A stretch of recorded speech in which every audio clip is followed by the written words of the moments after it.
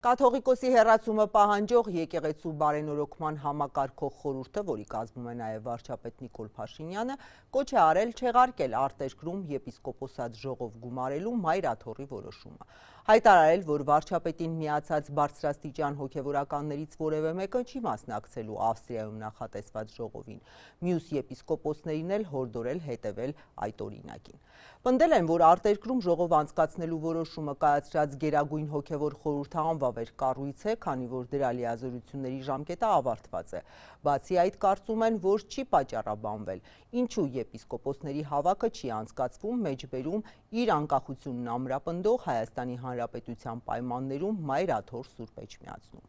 Մայրաթոռից երեկ բացատրել էին, որ եկեղեցու դեմ սանձազերծված արշավն ու եկեղեցականների նկատմամբ հնարավոր ճնշումները նկատի առնելով են որոշել հավաքը Ավստրիայում անցկացնել։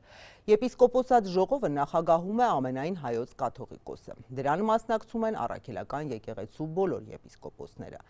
Այսօր չեղարկման կոչ անող Վայոց ձորի թեմի առաջնորդ Աբրահամ արքեպիսկոպոս Մկրտչյանն Ազատության հետ զրույցում դեռ երեկ մասնակցությունը չէր բացառել։ Դեռ մի ամիս կա էլի, հիմա դրա վաղ չի դեռ որոշակի որևէ բան ասել չեմ կարող։ Այսինքն չգիտեք կմասնակցեք թե չէ։ Այս պահին հստակ չի որևէ բան, օրակարգ պիտի ուղարկվի հավանաբար, չգիտեմ դեռ։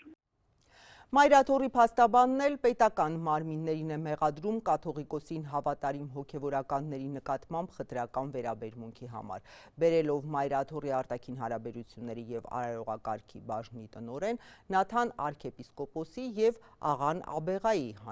հանրայնացված հեռախոսազրույցի օրինակը։ Գաղտնիության խախտման թեման իրավապահներն ըստ փաստաբանի անտեսում են, իսկ առաջինը իշխանական լրատվամիջոցում հայտնված զրույցի բովանդակությունը դարձել է քրեական գործի հիմք։ Եկեղեցի իշխանություն առճակատման ողջ ընթացքում պաշտոնյաները հերքել են ճնշումների մասին պնդումները։ Սա կատարվել է տեխնիկական հատուկ միջոցներով կամ հատուկ ծառայությունների կողմից եւ բնականաբար ապօրինաբար, որովհետեւ հեռախոսային խոսակցությունների գաղտնիությունը կարող է խախտվել օրենքով միայն դատանի որոշման հիման վրա։ Եվ այդ ձայնագրությունը, երբ որ CVKM-ով արդեն նետվել է հանրային դաշտ, ուրեմն տեսեք, շատ արագ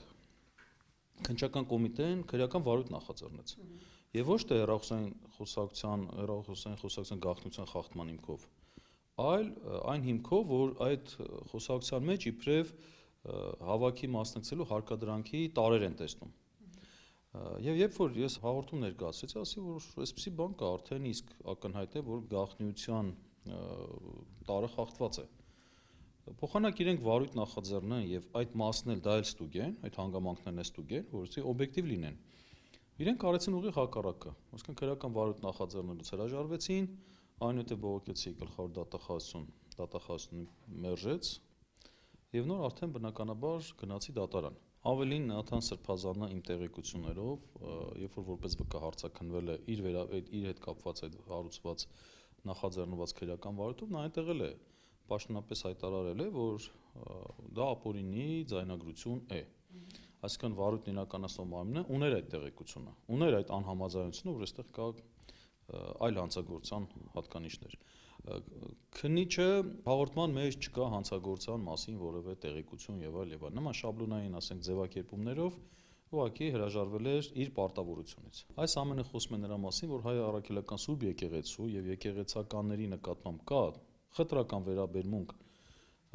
իշխանության ներկայացուցիչների կողմից, այդ թվում դատախազության եւ քննչական մարմինների։ Այս դեպքում մեր խախտված իրավունքները եւ եկեղեցականների խախտված իրավունքները պաշտպանություն չեն գտնում, իսկ նրանց դեմ որևիցե բամբասանք շատ արագ դառնում է քրեական վարույթի հարուցման նախաձեռնման առիթ եւ հիմք։